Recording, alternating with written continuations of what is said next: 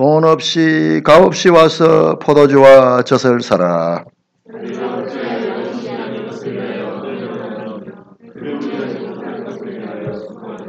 내게 듣고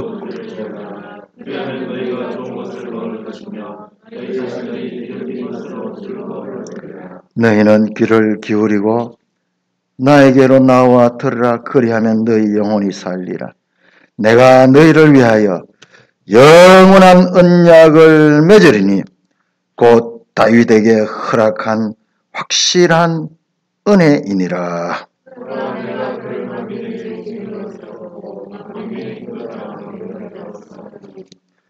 보라, 너가 알지 못하는 나라를 너가 부를 것이며 너를 알지 못하는 나라가 너에게로 달려올 것은 여호와 내 하나님 곧 이스라엘의 거룩하신 이로 말미암음이니라. 이는 그가 너를 영화롭게 하였느니라.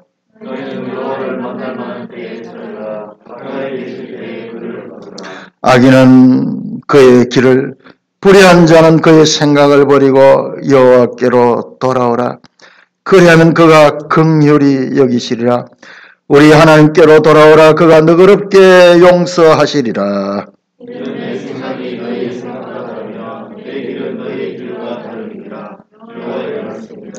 이는 하늘이 땅보다 높음같이 나의 길은 너희 길보다 높으며 나의 생각은 너희 생각보다 높음이니라. 이는 비와 눈이 하늘로부터 내려서 그리로 들어가지 아니하고 땅을 덮쳐서 소출이 나게 한다. 쌀이 나게 하여 방황한 자에게 분배를 주며 먹는 자에게는 양식을 준 것 같이 나의 입에서 나가는 말도 이와 같이 헛되이 나에게로 돌아오지 아니하고 나의 기뻐하는 뜻을 이루며 내가 보낸 일의 형통함이니라. 너희는 기쁨으로 나아가며 평안히 나아가게 하려 주시며 산들과 너희들이 너희 앞에서 노래를 말하고 너희 모든 나무가 성벽을 칠 것이며 같이 잣나무는 가시나무를 대신하여 나며 화석류는 찔레를 대신하여 날 것이라. 이것이 여호와의 기념이며 영영한 표징이 되어 끊어지지 아니하리라.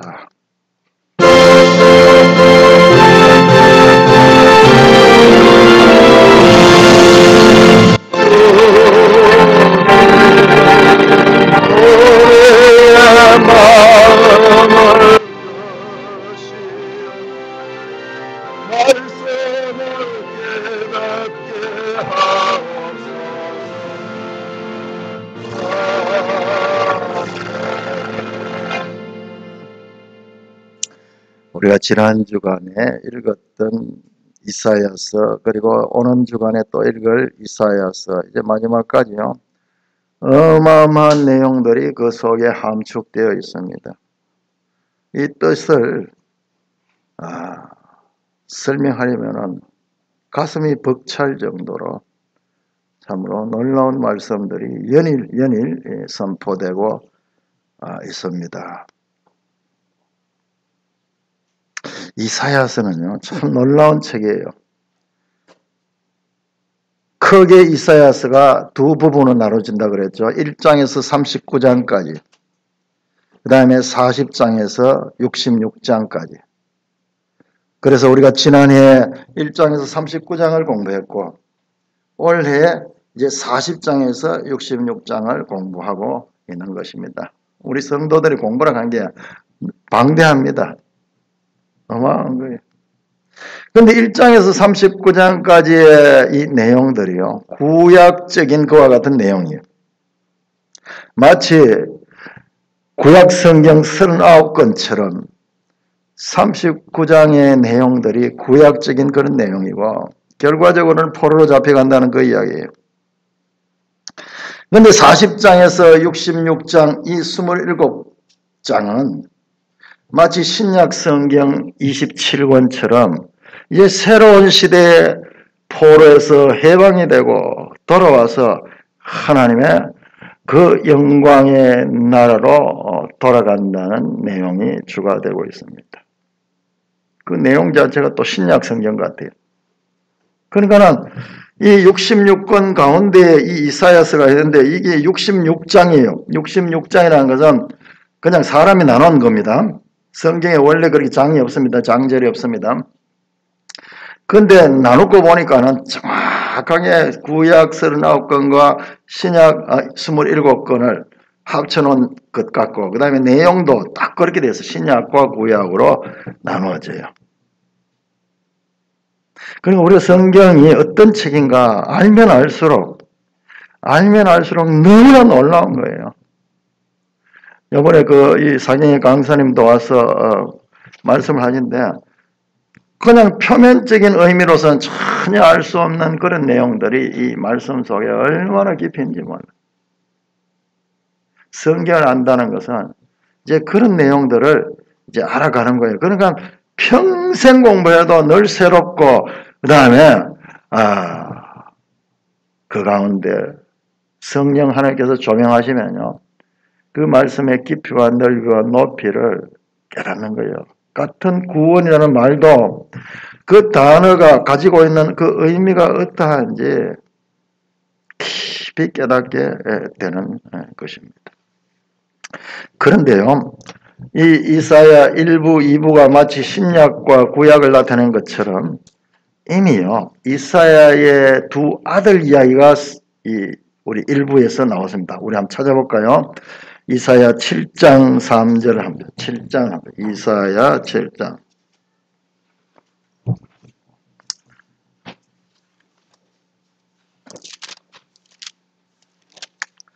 그러니까 우리가 공부할 적에 성경을 보는데 이건 별로 중요하지 않을 것 같은 아들 이야기가 탁 나와서 7장 3절에 보면은 그때 여호와께서 이사야에게 이르시되 너와 네 아들 스알야숲이 아들이에요. 아들. 이사야의 두 아들인데 한 아들은 스알야숲이고 다른 한 아들은 8장 가보세요. 8장 1절에 보시면은 8장 1절에 여호와께서 내게 이르시되 너는 큰 서판을 가지고 그 위에 통용 문자로 마헬살랄 하스바스라고 써라. 마헬살랄 하스바스 이름이 좀 깁니다. 3절에 보면은 내가 네 아내를 가까이하여 그가 임신하여 아들을 낳은지라 여호와께서 이르되 그의 이름을 두 번째 아들의 이름을 마헬살랄 하스바스라고 하라고 말하는 거예요. 이게 무슨 의미가 있었을까? 그냥 이사야 큰 주제 가운데 그냥 이런 이야기 있는 줄 아는데 이 속에 엄청난 내용들이 있습니다. 화면 한번 비춰주시겠습니까? 영상 한번 비춰주시겠어요? 두 아들의 이름 가운데 하나가 스알야숲이라고 해요. 스알야숲. 히브리어는 이렇게 읽습니다. 우리 글도 옛날에 이렇게 읽었어요. 이렇게 읽었어요. 스알, 이게 S 발음이에요.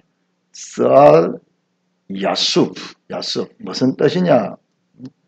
스알 야숲이고 뜻이 영어로 나오는 A remnant shall return.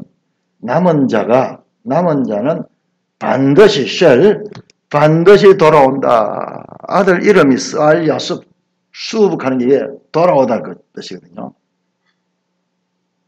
symbolical name for the son of Isaiah the prophet. 선지자 이사야의 아들의 상징적인 그런 이름이다.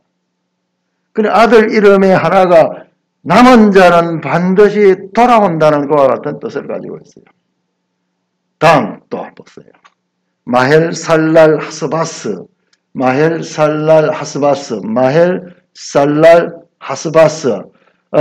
이 이름은 무슨 뜻이냐 그러면은 swift is booty, speed is prey. swift is booty. 빨리 신속하게 booty 이게 약탈된다. 뭐 이런 뜻이에요. 포로로 잡혀간다 이런 뜻이에요. speed is prey. 빨리 포로가 된다. 빨리 이 공격을 당한 약탈품이 된다 이런 뜻이에요. 그래 신속하게 포로가 되고 남의 나라에 잡혀가게 된다 그런 뜻입니다. 상징적인 그 이사야의 아들의 이름입니다. 하나님께서 Lord direction to the 이사야에게 이름을 이렇게 지으라고 명령하신 거예요. 그래서 이 뜻은 prophetic indication that Damascus and Samaria were soon to be plundered by the king of 아시리아에 의해 가지고 사마리아와 다메섹이 지배를 당하게 되고 약탈을 당하게 된다 이런 뜻이에요. 그러나 한 아들의 이름은 포로로 잡혀간다는 뜻이고 다른 하나 아들의 이름은 그렇지만은 그 남은 자들은 반드시 돌아온다는 뜻을 가지고 있는데 이게 이사야서 1부는 포로로 잡혀가는 이야기고 2부는 남은 자들이 그 포로에서 돌아온다는 것과 같은 의미를 가지는 거예요. 그 이름 속에 이사야 전체 의미가 함축되는 거예요. 그 하나님께서는 선지자를 통해서 말로도 하나님의 뜻을 전하게 하시지만은 삶을 통해서 그냥 가정에 아들 이름 짓는 거 그것이 하나님의 뜻이 그 속에 담겨 있어. 선지자는 하나님의 말씀을 입술을 통하여 대언할 뿐만 아니라 그의 삶을 통해서도 하나님의 뜻을 드러내는 것을 보게 됩니다. 여러분, 그 이사야 선지자 참 위대한 선지자인데요. 이 선지자가 위대한 하나님의 말씀을 전했지만은 이 이사야는 너무나 외로운 선지자였어요. 나중에는 므낫세라는 그 악한 왕에 의해서 죽임을 당합니다. 인간적으로 보면은 이 위대한 메시지를 선포했지만은 자기에게 돌아온 것은 아무것도 없어요. 자기에게는 비참한 이 죽음이 돌아왔는데 그럼에도 불구하고 이사야는 위대한 말씀의 종으로서 하나님의 뜻을 입술을 통하여 전할 뿐만 아니라 그의 삶을 통해서도 전했습니다. 자, 오늘 말씀은 정말 설교할 게 많은데 그 내용들을 다 이거 새벽 시간에 제가 다 했고요. 오늘은 한 단어 3절입니다. 3절. 내가 너희를 위하여 영원한 언약을 맺으리라. 영원한 언약이라는 말씀이 무슨 뜻인가?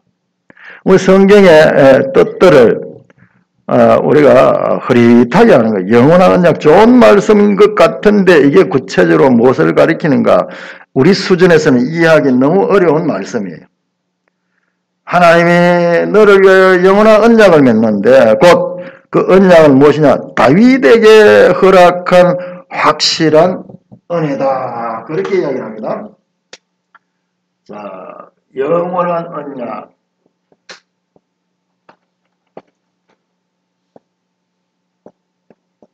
베리트. 올렘 간 영원한 언약인데 이 영원한 언약은 다윗과 연관있다. 다윗에게 한 은혜다. 자, 우리 다윗 언약이라는 말을 많이 들었는데 이 영원한 언약은 다윗 언약과도 연관이 있는 것임을 암시를 하고서 3절에 영원한 언약인데 그것은 즉 뭐냐? 다윗에게 허락한 확실한 은혜니라. 은혜라는 것은 뭐냐? 그러면은 은혜는 내가 노력해서 받는 것이 아니고 일방적으로 주는 사람의 마음에 의해 가지고 주는 것이에요. 내가 노력해서 받는 것은 은혜가 아니고 삭시예요. 보상. 내가 일한 만큼 거기에 대한 대가를 받는 거죠. 그런데 은혜는 그게 아니고 일하지 아니했는데도 불구하고 주는 사람이 일방적으로 주는 은혜. 선물이에요. 선물. 이게 무슨 말인가? 자, 이 말씀을 알기 위해서는 54장 한번 보세요. 54장 10절에 보시면은 산들이 떠나며 언덕들이 옮겨질지라도 나의 자비는 내게서 떠나지 않으며 나의 화평의 언약은 흔들리지 아니하리라. 영원한 언약은 화평의 언약이에요. 화평의 언약. 화평 같은 말이죠. 화평의 언약이다. 이 언약들이 다 연결되어 있어요. 연결된 말씀입니다. 그러니까는 이 영원한 언약을 바로 알기에는 너무나 이게 큰 그 의미를 가지니까는 우리가 영원한 언약은 그 내용이 평화구나, 평화. 그 다음에 그것은 또한 다윗 언약과도 연결되어 있는 것이구나, 이렇게 생각을 할 수 있습니다. 그럼 말씀을 자세히 보면 지금 같은 내용들이 지금 전개되면서 이게 지금 집중적으로 나타나고 있는 것이죠. 이 화평의 언약을 말씀하는데 보세요. 10절 보세요. 산들이 떠나고 언덕들이 옮겨질지라도 나의 자비는 내게서 떠나지 않으며 나의 화평의 언약은 흔들리지 않으며, 이 언약은 절대로 변치 않는다는 말이에요. 이걸 하나님이 얼마나 강조하냐면 산들이 떠나가고 언덕들이 옮겨질지라도, 이거는 세상에 참으로 기상천외한 일들이죠. 산이 막 옮겨가 버리고 이 언덕들이 날아가 버리는 그런, 이 땅에서 거의 일어나지 않는 그런 일은 있을지라도 나의 언약은 변치 않겠다. 흔들리지 않는다. 절대적으로 반드시 이 언약은 지켜지는 언약이라는 그와 같은 말씀입니다.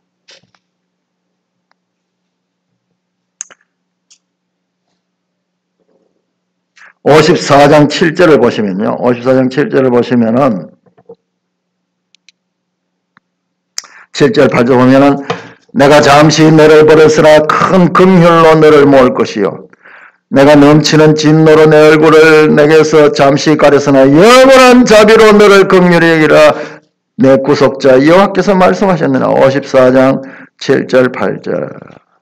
자, 이 영원한 언약은 이 내용하고도 관계 있어요. 뭐냐 하면 잠시 너를 버렸으나 이스라엘 백성들을 포로로 그렇게 가도록 그 땅에서 쫓아내버렸어요. 바벨론에서 포로로 잡힌 거지만은 사실상 하나님께서 그들을 가나안 땅에서 쫓아내신 거죠.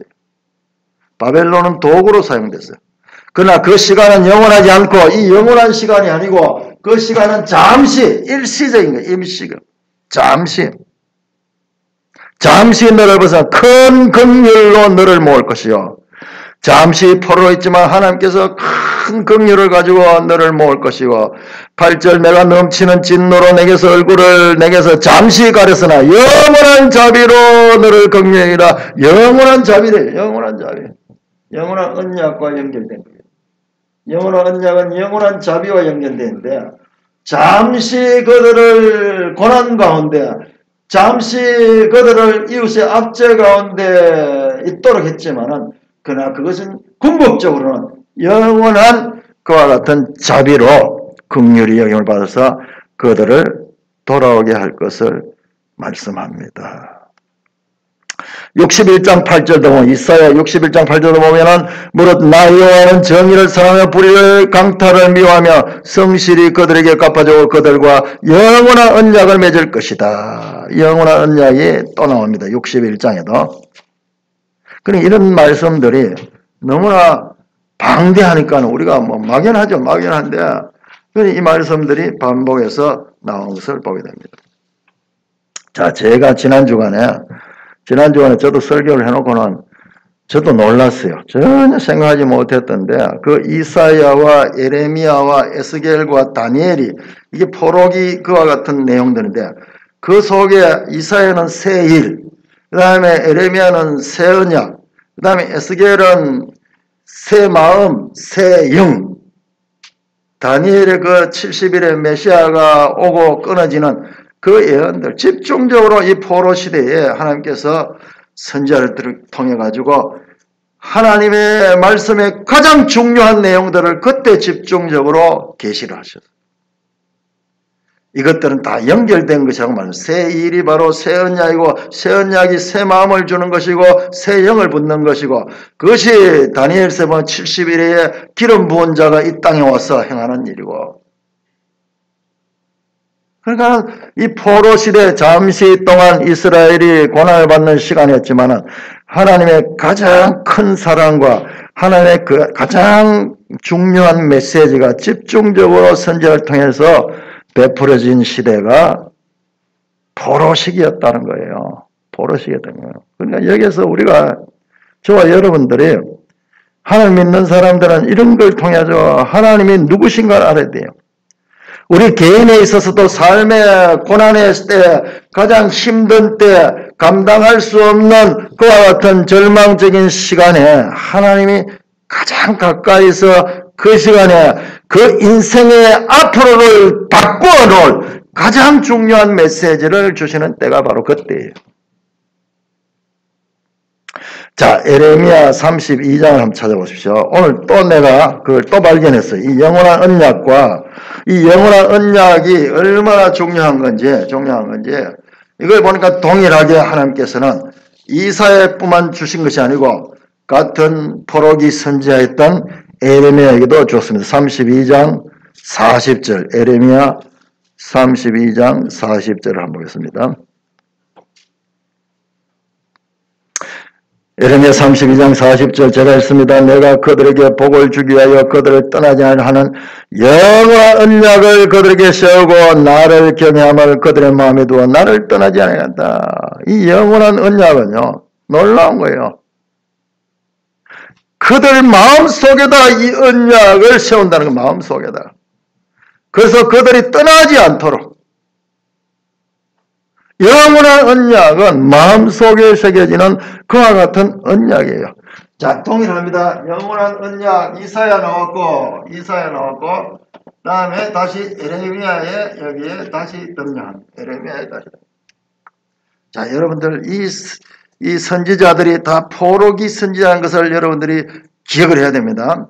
그러니까 대선지서라고 말하는 이사야, 에레미야, 에스겔, 다니엘 그리고 에레미야 여기까지 포함해서 5권의 대선지서는요, 전부 포로기를 핵심 배경으로 깔고 있다는 것을 알아야 돼요. 그러니까 포로기가 절망의 시기가 아니고 하나님의 말씀을 가장 많이 받는 시기가 이 포로 시기예요.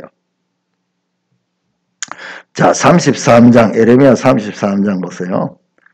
에레미야 33장 20절에서 22절 여호와께서 이와 같이 말씀하시느라 내가 능히 낮에 대한 나의 언약과 밤에 대한 나의 언약을 깨뜨려 주야로 그 때를 읽게 할 수 있을진데 내 종 다윗에게 세운 나의 언약도 깨뜨려. 이 무슨 말씀이냐? 자, 내 종 다윗 언약이면 다윗 언약. 자, 다윗에게 세웠다 그랬습니다. 이사야에서 나왔습니다. 아까. 그 다음에 에레미야 동일하게 나옵니다. 에레미야 동일하게. 이 이야기를 해서 뭐냐? 낮이 지나고 밤이 오고 밤이 지나고 낮이 오는 이와 같은 자연의 질서가 만약 바뀔 수 있다면 바뀔 수 있을지 모르지만 내가 다윗에게 세운 언약은 절대로 바뀌지 않는다는 말씀이에요. 내 종 다윗에게 세운 나의 언약은 절대로 바뀌지 않는다. 22절도 하늘의 만상은 셀 수 있으나 바다의 모래는 청량할 수나 내가 그와 같이 내 종 다윗의 자손과 나를 섬기는 레인들을 번성하리라. 이 다윗의 자손과 하나님을 섬기는 레인들을 번성하게 하고자 하는 하나님의 이 뜻은 하늘의 만상을 셀 수 없고 바다의 모래같이 청량할 수 없지만은 그러나 그만큼 많은 헤아릴 수 없는 많은 그와 같은 은혜를 베풀어 주겠다는 말씀이에요. 자, 33장 25절 26절 거기도 말합니다. 여호와께서 이와 같이 말씀하시되 내가 주야와 맺은 언약이 없다든지 천지의 법칙을 내가 정하시나 야곱과 내 종 다윗의 자손을 버리고 다시는 다윗의 자손 중에서 아브라함과 그 말은 만약 다윗의 자손을 절대로 버리지 않겠다는 그 말씀이에요. 내가 그 포로된 자들을 돌아오게 하고 그를 불쌍히 할 것이다. 하나님은 쌀 야숲 포로로 잡혀간 자들을 반드시 그 남은 자들을 돌이킨다는 그 말씀입니다. 자, 에레미야 50장 보세요. 50장 에레미야 50장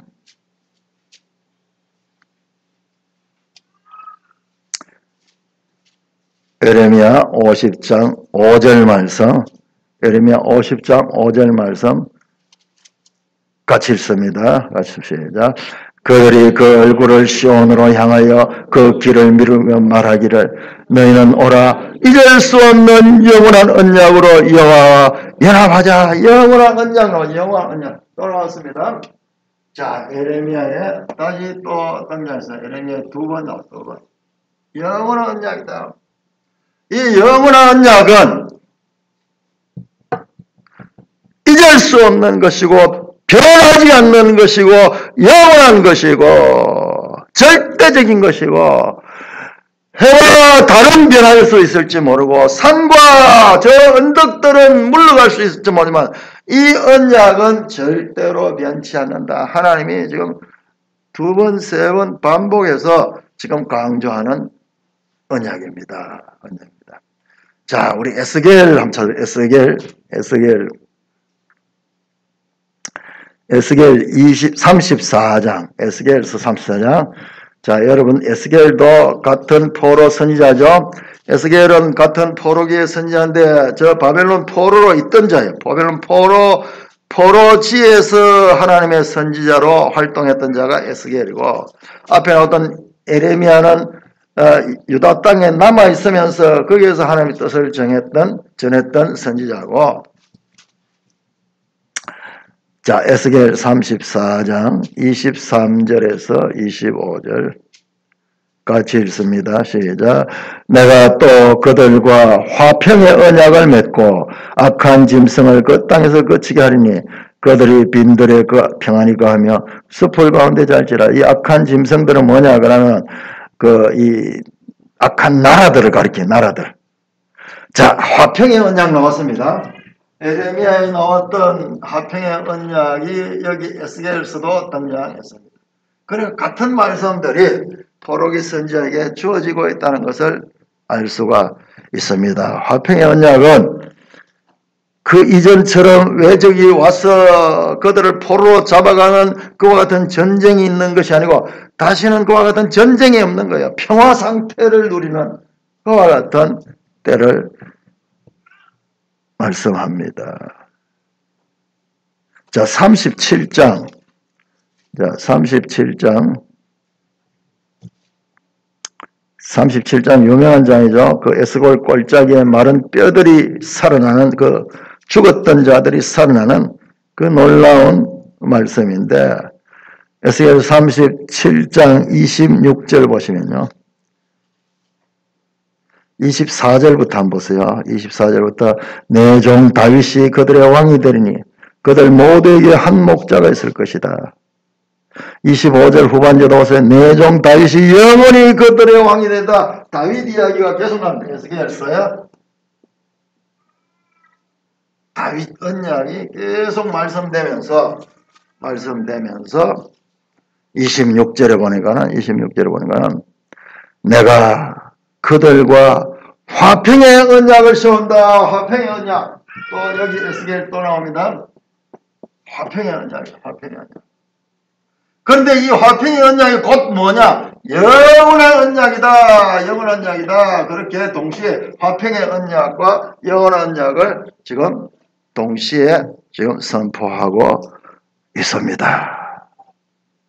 26절 같이 읽읍시다. 시작. 내가 그들과 화평의 언약을 세워서 영원한 언약이 되게 하고 또 그들을 견고하고 번성하게 하며 내 성소를 그 가운데 세워서 영원히 이르게 하리니. 27절 내 처소가 그들 가운데 있을 것이며 28절 내 성소가 영원토록 그들 가운데 있으리라. 이것은요, 궁극적으로 저 계시록에 보면은 성안의 성전을 내가 보지 못하였으니 하나님과 그 어린 양이 성전이라 하는 그 말씀으로 연결되는 거예요. 내 성소를 그 가운데, 구약의 이스라엘 백성들이 행군을 할 적에 행군을 하다 멈추게 되면은 성소를 중심으로 해가지고 지파들이 세 지파씩 네 군데로 나뉘어가지고 그렇게 성소 중앙에 놓고 숙박했듯이 그들 가운데 하나님이 성소를 세운다는 거예요. 자, 영상 한번 비춰주시기 바랍니다. 포로기 선지자들의 말씀을 정리를 해보니까는 제가 이렇게 정리했듯이 이렇게 나와요. 이 주제가요, 지난번에 나왔던 새 일, 이사야서의 새 일, 에레미야의 새 언약, 그 다음 에스겔의 새 마음, 새 영, 선지서의 핵심 중요한 말씀, 가장 중요한 말씀이에요. 그와 마찬가지로 이 언약도 영원한 언약도 이사야, 예레미야, 에스겔 반복해서 나옵니다. 반복해서. 화평의 언약도 이사야, 에스겔 반복해서 나옵니다. 그 다음에 이것들은 다윗 언약과 연관되어 있다는 것을 계속 더 자세하게 알 수가 있습니다. 그러니까 이 영원한 언약 따로 있고 화평의 언약 따로 있고 다윗 언약 따로 있는 것이 아니라 이것들은 서로 보완적인 내용을 담고 있는 영원한 언약 속에 영원한 언약은 그 내용이 평화예요. 평화. 다시는 전쟁이 없고 참으로 번성하고 그 가운데서 보급된 그와 같은 삶을 누리는 것이고 그 영원한 언약은 다윗 언약과 연결되어 있다는 말씀입니다. 자, 사무엘하 23장 5절 한번 보세요. 야, 이게 이제 확실해져요.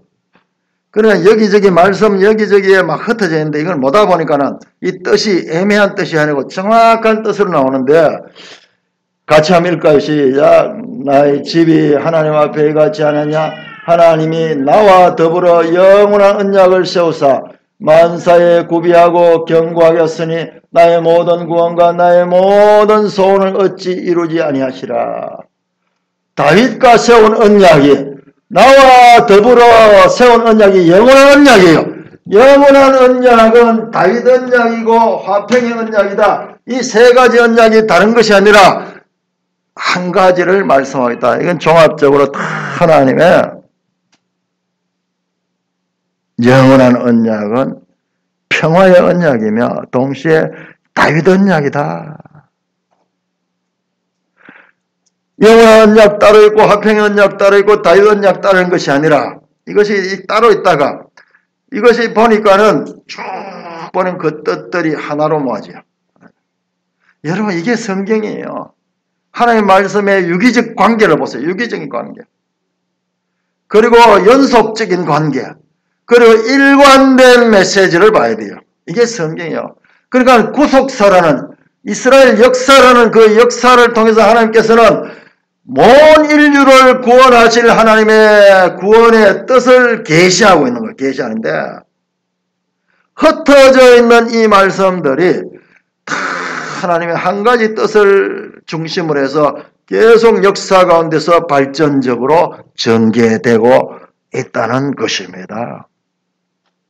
성경을 우리가 어떻게 읽어야 될 것인가? 그러니까 제가 여러분들에게 통독을 많이 해놓으라고 하는 통독을 해야 됩니다. 하나하나 이렇게 깊이 볼 줄 알지만 통독을 쭉 해놓으면 나중에 이런 연관성들을 알 수 있어요. 여러분들 이런 지혜를 가지게 되면은요, 가장 세상에서 위대한 지혜를 가진 거예요. 저 이스라엘 백성들, 유대인들이 저렇게 유능하게 오늘날 이 세상에서도 업적을 많이 내오는 것은 이 성경 공부, 구약 성경을 그들은요, 얼마나 암기를 하는 거예요. 쉐마 교육하는 쉐마. 들으라 이스라엘아. 그러면서 이 말씀을 계속 하는데 이 말씀이 이와 같은 보화들이 흩어져 있는 것들을 그들을 모을 수 있는 그런 이 성경을 공부를 함 통해서 그런 지혜를 갖는 거예요. 저도 이번에 이 영원한 말씀, 영원한 언약이 무엇인가 이걸 가지고 다 찾다 보니까 이게 연결되는 것을 발견하는 거예요. 자, 우리 신약에서 한 번 더 확인해 보면 신약 히브리서 한번 찾아보세요. 히브리서 9장 한번 찾아보세요. 여러분 히브리서 내용이 뭐냐 그러면요. 히브리서의 핵심 내용이 우리 지난번에 했던 그 에레미야의 새 언약. 자, 이사야 새 일이고 그 다음에 에스겔 새 마음 새 영입니다.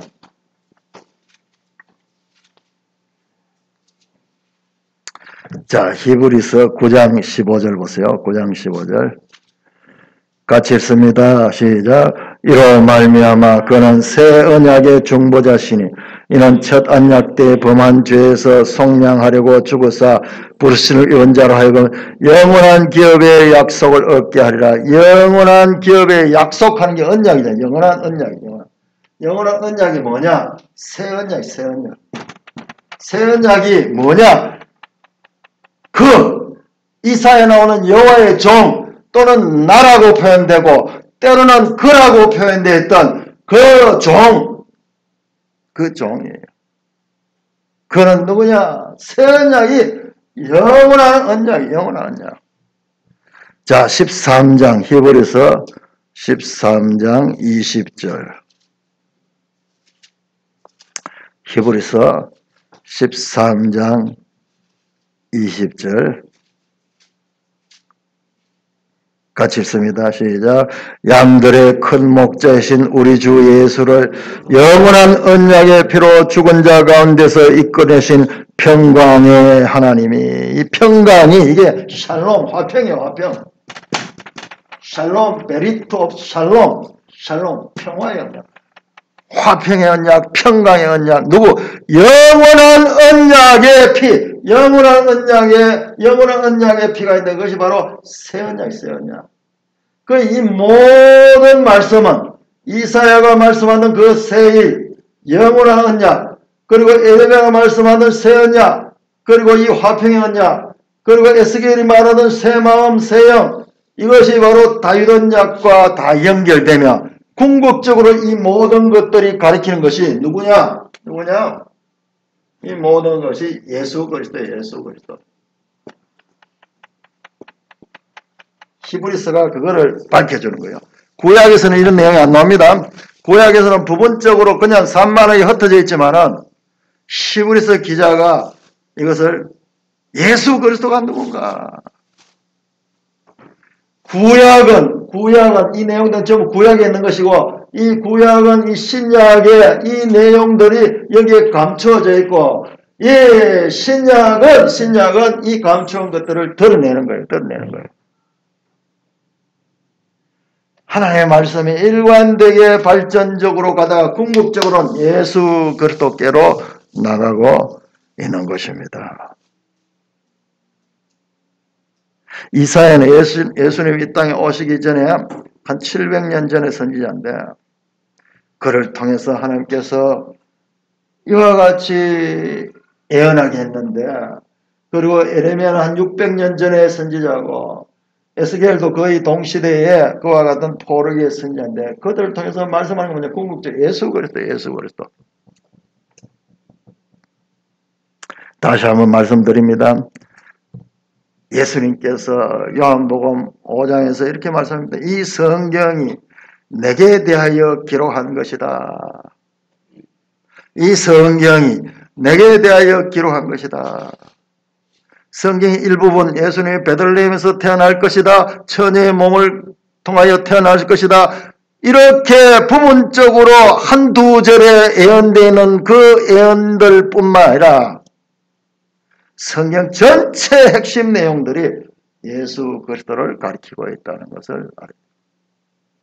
그러니 이 성경이 내게 대하여 말한 것이라는 것을 그런 정도로 한두 절 성경에 한 몇 군데 예수님의 출생에 관한 예언들 그런 정도로 생각했는데 그게 아니고 이 선지자들의 메시지의 핵심 메시지들이 궁극적으로 전부 예수 그리스도를 향하고 있다는 것입니다.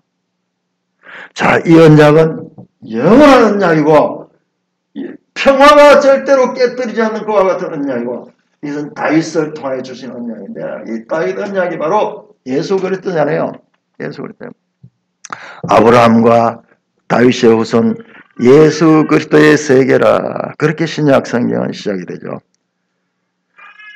여러분들 예수님과 동시대에 살았던 사도 베드로는 예수 그리스도를 무엇이라고 고백하는가 한번 볼까요? 우리 베드로전서 1장 20절 보세요. 베드로전서 1장 20절.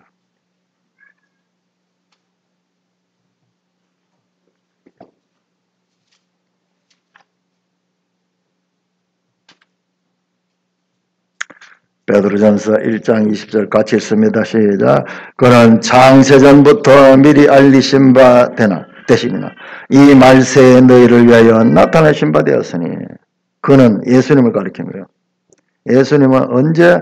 창세전부터 미리 알리신 바 되면. 예수님은 영원한 언약이에요. 창세전에 가서는 시간이 아니에요. 시간이 아닙니다. 영원은 하나님의 시간이, 하나님은 시간이 없어요. 그렇지만 우리 인생이 표현할 수 있는 것은 그렇게밖에 표현하지 않아요. 하나님의 속한 시간이 영원이에요. 영원. 창세전, 시간이 생기기 전부터 삼위일체 하나님께서 약속하신 것이 바로 영원한 언약이에요. 영원한. 이 땅에 무슨 문제가 있어가지고 그렇게 해가지고 하나님께서 회의를 해가지고 예수 그리스도를 이 땅에 보내기라고 했던 것이 아니에요. 이 말세라는 것은 예수님의 초림 이후로 재림 때 시간 전체가 말세입니다. 예수 그리스도가 이 땅에 오신 것은 이 땅에 어떤 문제가 있고 뭐 그렇게 해서 된 것이 아니라 이미 창세 전부터 이 세상에 온 세상이 생기기 전부터 삼위일체 하나님의 뜻에 의하여 결정된 그와 같은 하나님의 언약이에요. 삼위일체 하나님 간의 언약이에요. 그래서 영원한 언약, 영원한 언약.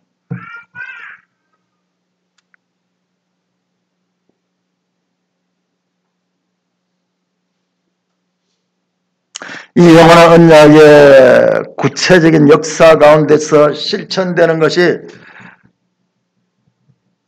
아브라함 언약, 아브라함을 부르시고 그 다음에 다윗 언약, 다윗 언약.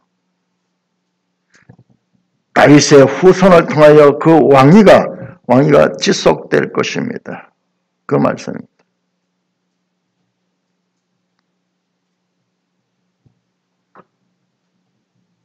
자, 창세기 15장, 우리 한참 창세기 15장.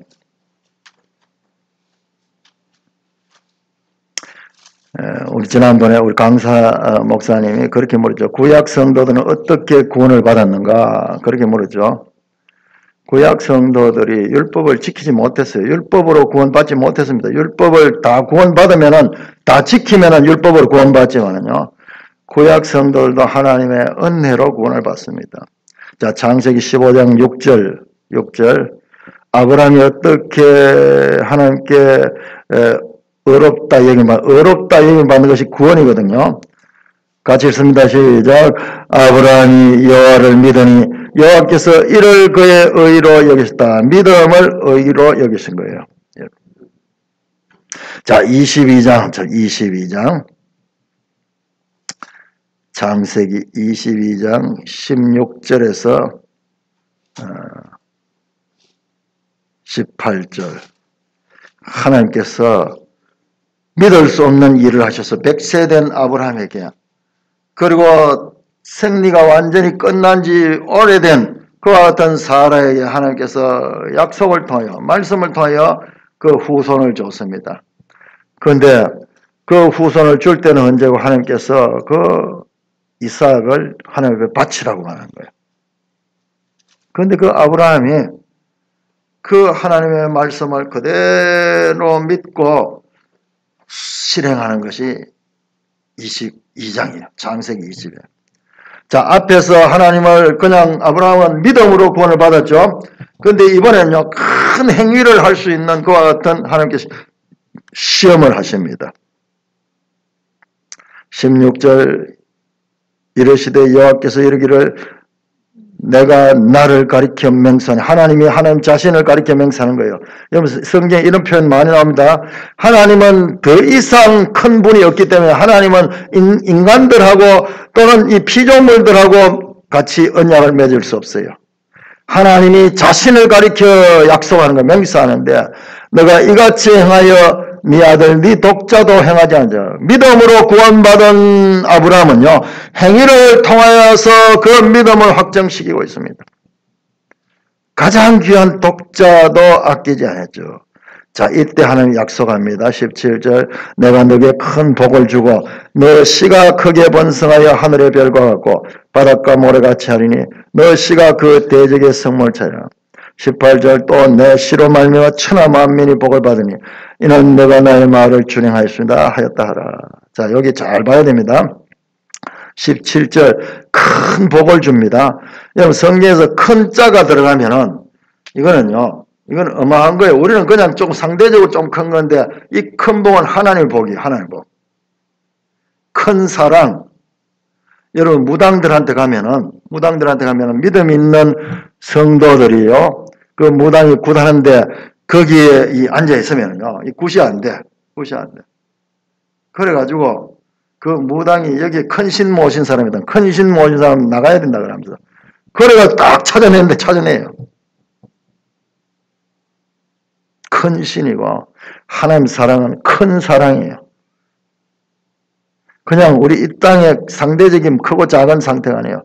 이 복은 영원한 복, 큰 복, 영원하다는 건 크다고 표현할 수도 있는 그런 단어예요. 그 다음에 네 씨가 크게 번성하여 하늘의 별하고 바닷가의 모래같이. 그러니까 여기에 씨는 아주 복수입니다. 무수히 많은 씨가 있죠. 그 다음에 네 씨가 그 대적의 성문을 차지하라. 대적의 성문을 차지하는 건 그 대적을 정복한다는 거예요. 고대 전쟁은 성을 빼앗는 기거든요. 그 성문을 차지하는 거기에서 정복한다는 뜻입니다. 18절 네 씨로 말미암아 천하 만민이 복을 받으니 이는 너가 나의 말을 준행하였으면 하셨다라. 아브라함이 믿음을 가지고 하나님의 말씀대로 준행했을 때 하나님께서 이 새로운 약속을 주셨는데 18절 너 씨로 말미암아 천하 만민이 복을 받는다.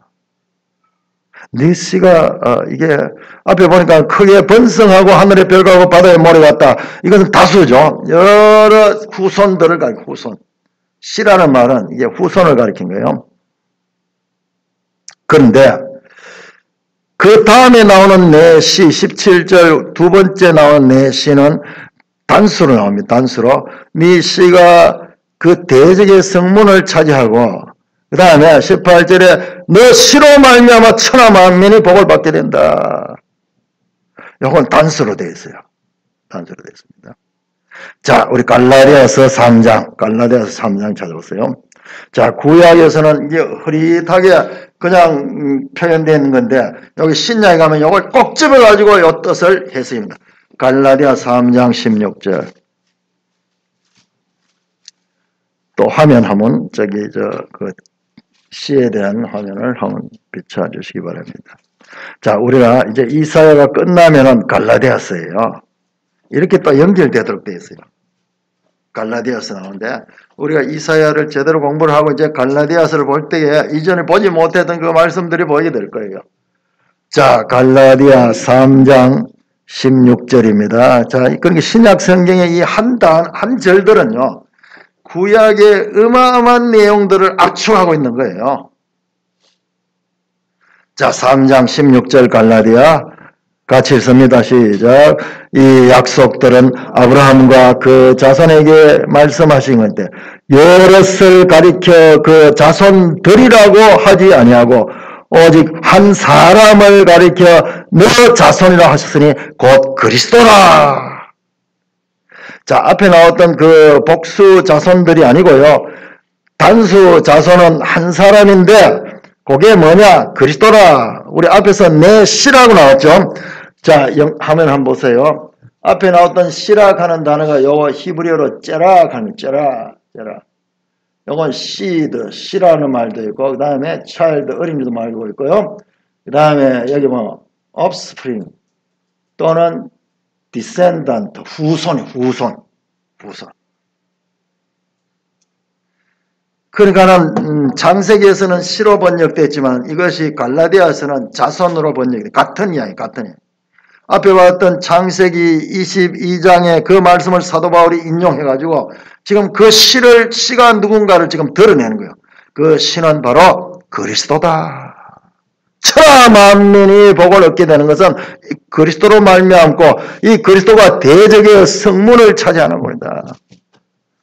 창세기 3장 15절에는 여자의 후손이 뱀의 머리를 상하게 할 것이라는 바로 그 처음 주어진 그와 같은 그 언약이 예수 그리스도를 통하여 성취되는 언약인 것을 알게 되는 것입니다.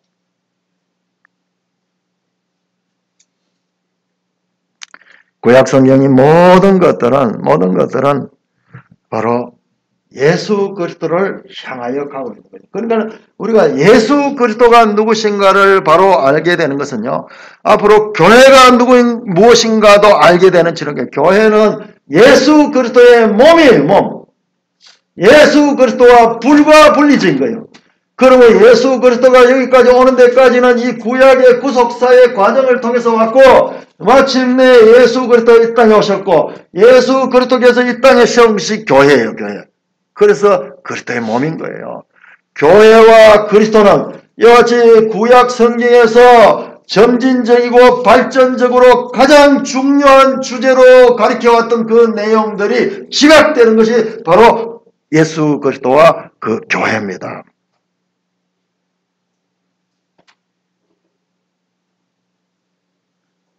자, 이것을 다시 한번 증명해 드렸습니다. 자, 요한계시록 22장 마지막 장을 합니다. 마지막 장. 요한계시록 22장 16절 17절. 22장 16절에 나 예수는, 이제 예수님이 쫙 떠야 합니다. 나 예수는 교회들을 위하여 내 사자들을 보내어. 사자는 여기에 메신저예요, 메신저. 그러니까 사도들 또는 주님의 제자들. 나 교회는 교회들을 위하여. 여러분, 교회는 어마어마한 기관이에요. 교회는 하나님의 구속사의 핵심 메시지가 담긴 것이 교회입니다.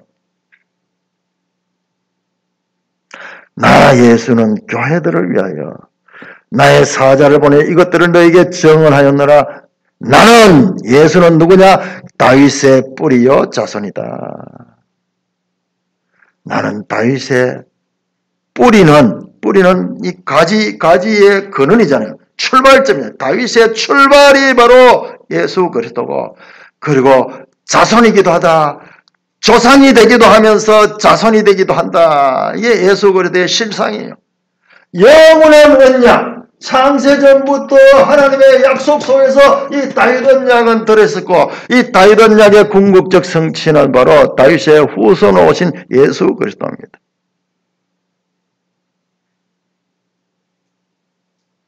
(17절) 보세요.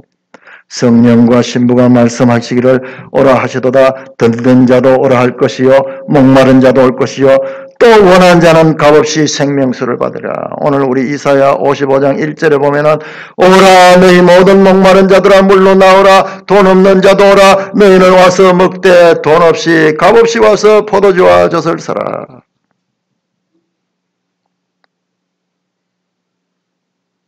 그리고 55장 3절에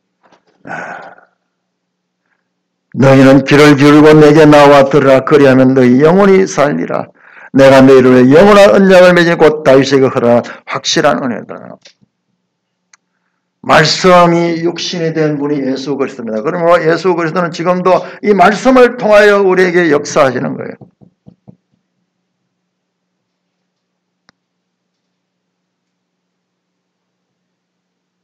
우리가 이제 갈라디아서를 공부하게 되면은 이 영원한 언약과 이 영원한 언약은 하나님께서 일방적으로 준 거기 때문에 절대로 바뀌지 않습니다, 여러분들. 절대적인 거예요.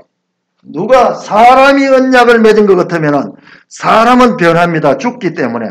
약속을 해서도 그 사람이 죽으면은 그 약속이 무효화돼요. 그렇지만은 영원한 언약은 영원하신 하나님께로부터 나온 삼위일체 하나님의 언약이기 때문에 이거는 절대 바뀌지 않는 거예요.